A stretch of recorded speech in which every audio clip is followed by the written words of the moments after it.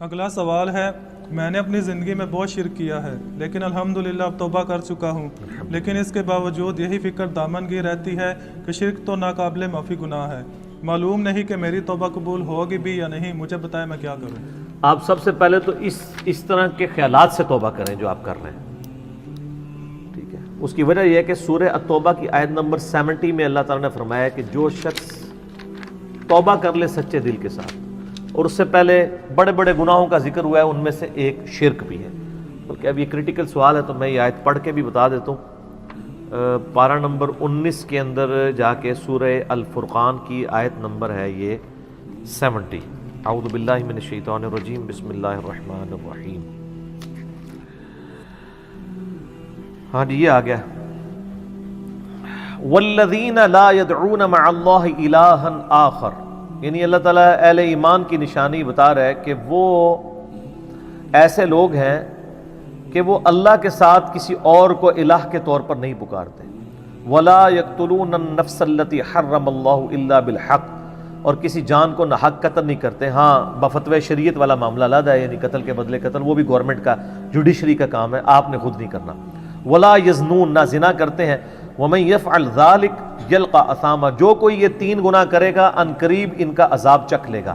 کون سے 3 بڑے گناہ گنوائے گئے ہیں؟ نمبر 1 اللہ کے ساتھ شرک، نمبر 2 قتل ناحق، اور نمبر 3 زنا۔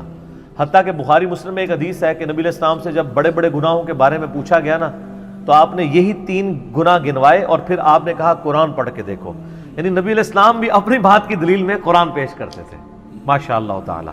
والذین لا يدعون مع اللہ الہا آخر ولا يقتلون النفس التي حرم اللہ الا بالحق ولا يزنون ومن يفعل ذلك يلقى اثاما يضاعف له العذاب يوم القیامة ويخلد فيه مہانا، جو یہ 3 گناہ کرے گا اس کے لیے عذاب دگنا کر دیا جائے گا قیامت میں، اور وہ ذلیل و خوار کر کے آگ میں یعنی جھونکا جائے گا۔ الا من تاب، ہاں اگر کوئی ان گناہوں سے توبہ کر لے۔ کون سے؟ نمبر 1 شرک، نمبر 2 قتل ناحق، اور نمبر 3 زنا۔ وآمن وعمل عملا صالحا، اور ایمان لے آئے، یعنی ایمان تو پہلے بھی ہوگا، نہیں صحیح والا ایمان، اور نیک عمل کرے۔ فاولئک یبدل اللہ سیئاتہم حسنات، تو پھر ایسے شخص کے گناہوں کو بھی اللہ تعالیٰ نیکیوں سے بدل دے گا۔ صرف معافی نہیں سر، جتنے بڑے بڑے گناہ تھے اسی لیول کی بڑی بڑی نیکیاں۔ وَكَانَ اللَّهُ غَفُورًا رَحِيمًا، اور اللہ تعالیٰ تو بخشنے والا مہربان ہے۔ وَمَن تَابَ وَعَمِلَ صَالِحًا، جو کوئی توبہ کرے اور نیک اعمال کرے، فَإِنَّهُ يَتُوبُ إِلَى اللَّهِ مَتَابًا، تو اللہ تعالیٰ کہتا ہے کہ میرے ذمے ہے اس کی توبہ کو قبول کرنا۔ یعنی اللہ تعالیٰ نے اپنے اوپر خود سے واجب کیا، حالانکہ اللہ تعالیٰ کسی چیز کا پابند نہیں ہے، کہ جو میری طرف رجوع لائے گا میں اسے ضرور معاف کروں گا۔ تو اگر کسی شخص کو اس طرح کا وہم آتا ہے نا، اور یہ وہم اس لیے بھی آ رہا ہوتا ہے، بعض اوقات لوگ یعنی اس کا ترجمہ کرتے ہوئے بالکل لفظی ترجمہ کر رہے ہوتے ہیں۔ قرآن حکیم کی آیات چونکہ پورے کانٹیکسٹ کے ساتھ ہوتی ہیں، بیک گراؤنڈ میں آیات نازل ہوئی ہوتی ہیں، لہٰذا میں جب بھی ان آیات کا ترجمہ کرتا ہوں نا، جب اسپیسیفکلی شرک کو ایڈریس کر رہا ہوتا ہوں، میرا لیکچر نمبر ہے مسئلہ نمبر 3 دعا صرف اللہ ہی سے، اور سچ پیپر بھی ہے اس کے اوپر، تو ہم یہ ترجمہ جو ہے نا یہ آیت، ان اللہ لا یغفر ان یشرک بہ، بے شک اللہ اس گناہ کو کبھی معاف نہیں کرے گا کہ کوئی شخص اللہ کے حضور قیامت والے دن اس حال میں پیش ہوا کہ اس نے دنیا میں شرک کیا ہوا، یعنی بغیر توبہ کے وہ مرا۔ وَيَغْفِرُ مَا دُونَ ذَلِكَ لِمَن يَشَاءُ، اور شرک کے علاوہ ہر گناہ معاف کر دے گا، وہ بھی اوپن لائسنس نہیں، جس کے لیے چاہے گا۔ یعنی جو شخص شرک سے توبہ کیے بغیر گیا نا، اس کی تو توبہ ہے ہی نہیں قیامت میں۔ ہاں دنیا میں کر گیا وہ معاملہ علیحدہ ہے، قیامت میں اللہ سے اس حال میں ملا کہ اس نے دنیا میں شرک کیا ہوا اور توبہ نہیں کی ہے، تو اللہ تعالیٰ اس کا گناہ معاف نہیں کرے گا۔ وَمَن يُشْرِكْ بِاللَّهِ فَقَدْ ضَلَّ ضَلَالًا بَعِيدًا، جو کوئی شرک کرتا ہے وہ گمراہی میں دور جا پڑا، وَلِعَوْذُ بِاللَّهِ تعالی۔ دنیا میں تو میرے بھائی جامعہ ترمذی میں حدیث ہے، نبی علیہ السلام نے فرمایا موت کے غرغرے سے پہلے اللہ تعالیٰ توبہ قبول کرتا۔ موت کے غرغرے سے مراد ہے نزع کا عالم طاری ہونے سے پہلے، جب کسی کو موت نظر آ گئی نا اب وہ توبہ نہیں کر سکتا، وہ تو قرآن حکیم میں ہے نا، فرعون جب ڈوبنے لگا تھا تو اس نے کیا کہا تھا، میں ہارون اور موسیٰ کے رب پر ایمان لاتا ہوں، بنی اسرائیل کے رب پہ. تو اللہ تعالیٰ نے کیا فرمایا تھا، الآن، اب لایا ایمان. حالانکہ ایمان تو لے آیا تھا، وہ گرگرا تو وہ لے ہی رہا تھا نا، غوطہ تو کھا رہا تھا نا. تو موت کے گرگرے سے مراد ہے نزع کا عالم طاری ہونے سے پہلے. اور اس میں ایک پوائنٹ کئی دفعہ ہائی لائٹ کر چکا ہوں، یہاں پہ بھی کر دوں. اگر آپ کو کسی شخص کے بارے میں یہ پتا چل جائے نا کہ اس کو لا علاج بیماری لگ چکی ہے اور وہ اب کچھ عرصے میں ایکسپائر ہو جائے گا، جیسے کینسر ہے، یعنی ہم نے یہ لرن کر لیا نا کہ کینسر جب 3rd سٹیج کے اوپر پہنچ جاتا ہے تو وہ انسان بچتا نہیں ہے. جس شخص کو کینسر ہوا ہے یا سپوز اس کے گردے فیل ہو گئے یا دل بالکل ایج پہ پہنچ چکا ہے، ایسے لوگوں کو یعنی پاکستان انڈیا میں تو لوگ چھپاتے ہیں کہ پہلے ہی نہ کہیں مر جائے. وہ سن کے کتنی حیران کن بات ہے کہ مسلمان جس کے لیے موت ایسٹ ہونی چاہیے، چلو کافر کو تو سمجھ آتا ہے، اس نے تو دنیا ہی کمائی ہے نا، مسلمان بھی یعنی مرنے سے پہلے مر جاتا ہے موت کا سن کے. ایسا تو نہیں ہونا چاہیے اصولاً. اور یہ ٹانٹ اللہ نے قرآن پاک میں یہودیوں کو دی ہے سورہ جمعہ کے اندر. یہ کہتے ہیں نا اللہ کے بڑے چہیتے ہیں، ان کو کہو کہ تم موت کی تمنا کرو اگر تم سچے ہو. اگر تم اللہ کے چہیتے ہو تو پھر موت تو تمہارے لیے خوشخبری ہونی چاہیے، لائبلٹی نہیں ہونی چاہیے، ایسٹ ہونی چاہیے. اب یہی تان ہمیں بھی آ رہا ہے. مسلمان کی حالت تو نہیں ہونی چاہیے اس کو موت کا پتہ چلے تو جناب وقت سے پہلے ہی مرنے کی کوشش کرے. تو لیکن آپ یورپ امریکہ میں اگر کسی کو بیماری ہو نا، اس کو بتا دیا جاتا ہے کہ سر پلان کر لیں 6 مہینے ہیں، اور 6 مہینے بھی ان کے پلان ہیں، وہ 6 سال بھی ہو سکتے ہیں، 6 گھنٹے بھی ہو سکتے ہیں، وہ تو اللہ کی مرضی ہے، وہ ایک ایسٹیمیٹ بتاتے ہیں. یہاں پہ لوگ چھپا لیتے ہیں. اس کا نقصان یہ ہے کہ نہ وہ اپنی لائف کو یعنی کوئی وراثت کے پوائنٹ آف ویو سے مینج کر سکتا ہے، اور سب سے بڑھ کے اسے توبہ کی طرف آپ کو لانا چاہیے. میں تو کہتا ہوں کسی کو کینسر ہو گیا ہے، ابھی اس میں موت کا غرغرہ نہیں آیا، کوئی کینسر ہوا ہے نا، پتہ نہیں کب مرنا ہے، ٹھیک ہے نا، نزع کا عالم بھی نہیں ہے، اس کو سب سے پہلے بتائیں کہ بھئی تمہیں لا علاج بیماری ہے، تمہاری ڈیتھ کسی بھی وقت ہو سکتی ہے، اللہ کی طرف رجوع لاؤ. سر اس نے پوری زندگی بھی عیاشی کی تھی نا، وہ اپنی آخرت مینج کر سکتا ہے. وہ تو خیر کر سکتا ہے، ہمیں بھی اپنی آخرت مینج کرنی چاہیے. روزانہ مرنے سے پہلے توبہ کرنی چاہیے. روزانہ ہم مرتے ہیں نا.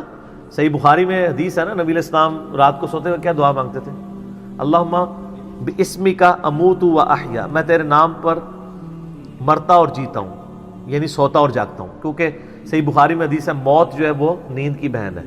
اور جب آپ صبح اٹھتے ہیں تو وہ بھی صحیح بخاری میں دعا ہے، الحمدللہ الذی احیانا بعد ما اماتنا والیہ النشور.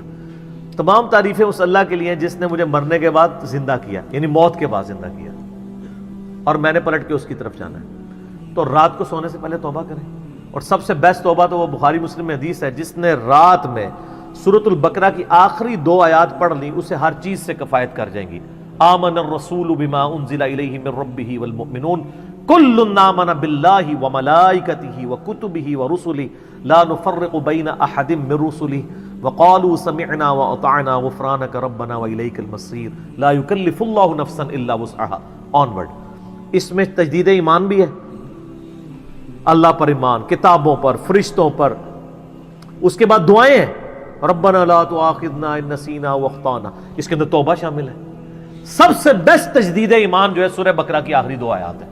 اور یہ ہمارے وظیفے میں ہم نے بلو کارڈ کے اوپر بھی لکھا ہے کہ نبی علیہ السلام نے فرمایا، اور یہ حدیث بخاری مسلم دونوں میں، جو شخص رات کو سونے سے پہلے سورۃ البقرہ کی آخری 2 آیات پڑھ لے، اس میں جو کچھ اللہ سے مانگا ہے وہ اس کو دے دیا جائے گا. یہ بھی الفاظ ہیں. تو اس میں کیا کچھ مانگا ہوا ہے؟ تو تجدید ایمان. پھر صحیح بخاری میں حدیث ہے کہ نبی علیہ السلام فرمایا جو صبح یقین کے ساتھ 1 دفعہ پڑھ لے، سید الاستغفار، اور شام سے پہلے اگر مر گیا سیدھا جنت میں جائے گا. اور اگر شام کو پڑھ لیا پورے یقین کے ساتھ، یقین سے مراد ہے کہ باقی توبہ کا اس کا ارادہ ہوا، صبح سے پہلے مر گیا سیدھا جنت میں. اللہم انت ربی لا الہ الا انت خلقتنی وانا عبدک وانا علی عہدک ووعدک ما استطعت اعوذ بک من شر ما صنعت ابوء لک بنعمتک علی وابوء بذنبی فاغفر لی فانہ لا یغفر الذنوب الا انت. یہ سید الاستغفار ہے. تو یہ وہ ہے توبہ جو روزانہ کرنی چاہیے، نزا سے پہلے پہلے، یعنی صبح پہ پڑھے، شام کو پڑھے۔ بلکہ مسند البزار میں صحیح سند کے ساتھ ہے کہ نبی صلی اللہ علیہ وآلہ وسلم ہر فرض نماز کے بعد بھی سید الاستغفار پڑھتے تھے، ہر فرض نماز کے بعد۔ ایک تو ہم پڑھتے ہیں نا اللہ اکبر استغفر اللہ استغفر اللہ استغفر اللہ اللہم انت السلام ومنک السلام تبارکت یا ذا الجلال والاکرام، اس کے بعد آپ سید الاستغفار آیت الکرسی بھی پڑھیں۔ آیت الکرسی کے بارے میں بھی آیا ہے سنن نسائی الکبریٰ کے اندر صحیح سند کے ساتھ، ہم نے گرین کارڈ میں ڈالا ہے کہ جو شخص آیت الکرسی فرض نماز کے فوراً بعد پڑھے گا مرتے ہی جنت میں جائے گا۔ لیکن نماز پڑھے گا، خالی آیت الکرسی نہیں، نماز کے فوراً بعد، تو نماز بھی اس کو پڑھنا چاہیے۔ تو اس طرح یعنی تجدید ایمان والا یہ معاملہ بھی کرنا چاہیے، اور یہ وہم ہی نہیں بننا چاہیے کہ اللہ تعالیٰ معاف نہیں کرے گا۔ صحیح بخاری اور مسلم دونوں میں حدیث ہے کہ میں اپنے بندے کے گمان کے قریب ہوں، جو بندہ میرے لیے گمان کرتا ہے میں ویسا ہوں اس کے لیے۔ جو شخص یہ کہتا ہے اللہ مجھے معاف نہیں کرے گا تو اس کو واقعی اللہ معاف نہیں کرے گا، اور جو کہے گا کہ اللہ تعالیٰ مجھے معاف کر دے گا اسے اللہ معاف کر دے گا۔ تو انشاءاللہ تعالیٰ یہ کبھی ایسا نہیں کرنا چاہیے اللہ تعالیٰ سے نا امیدی والا معاملہ۔ آپ اپنے رب کے وعدوں پر، نبی صلی اللہ علیہ وسلم کے وعدوں پر یقین رکھیں کہ جس شخص نے سچے دل سے توبہ کی ہے اس کی نہ صرف توبہ قبول ہوگی سورۃ الفرقان آیت نمبر 70 کے تحت، بلکہ اس کے گناہوں کو بھی نیکیوں سے بدل دیا جائے گا۔ تو اللہ تعالیٰ رجوع لانے والوں کو پسند فرماتا ہے، بار بار رجوع لاتے رہنا چاہیے، اللہ تعالیٰ سے اپنے آپ کو آزاد نہیں کرنا چاہیے۔ نیکی کی ہو یا نہ کی ہو، گناہ کیا ہو یا نہیں کیا، یہ علیحدہ سے بات ہے۔ نبی علیہ السلام سے بڑھ کر کون نیک ہو سکتا ہے؟ صحیح بخاری میں حدیث ہے کہ میں بھی روزانہ 70 سے زیادہ دفعہ اپنے رب کی طرف استغفار لے کے آتا ہوں، استغفر اللہ و اتوب الیہ، نبی علیہ السلام۔ اور یہ 70 کا عدد آپ نے کثرت کے لیے بولا ہے۔ عربی میں 70 کا مطلب 70 ڈیجٹ نہیں ہوتا، 70 کا مطلب 1000 دفعہ بھی ہو سکتا ہے، 10,000 دفعہ بھی ہو سکتا ہے، 100 دفعہ بھی ہو سکتا ہے، کثرت کے لیے بولا جاتا ہے۔